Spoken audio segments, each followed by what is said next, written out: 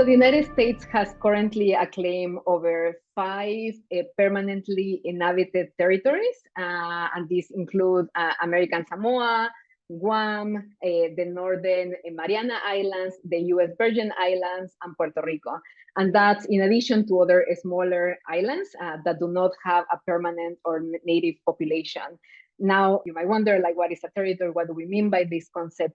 So a territory basically refers to any area that is under the control or is overseen by the US federal government, but that doesn't have the rights of a sovereign state. No? So for instance, these territories, inhabitants of these territories are not allowed to vote in the presidential election, and they also do not have federal representation. So they are allowed to participate in the primary elections of the main political parties in the United States, and they are also allowed to have an advocate in Congress, but this advocate doesn't have voting rights.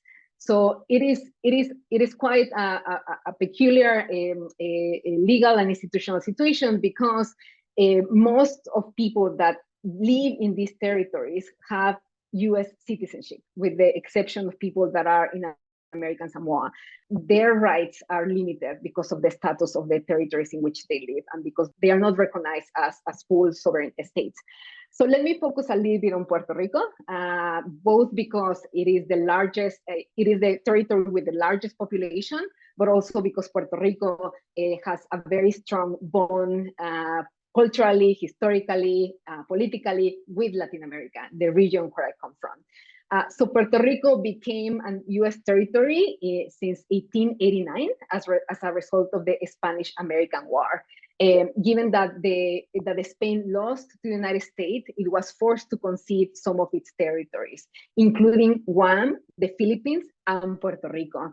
So Puerto Rico, as I mentioned, has the largest population of the territories. It has currently 3.2 million people.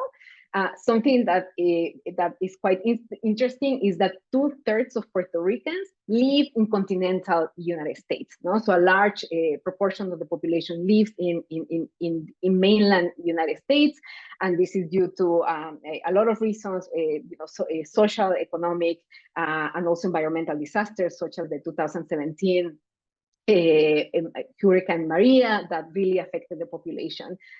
Up until now, there's been like 6 efforts to vote to change the status of Puerto Rico from being a territory to being a full state, to being recognized as a sovereign state, but none of those processes have led to any result so far, and they are not binding because the US Congress needs to vote on these issues.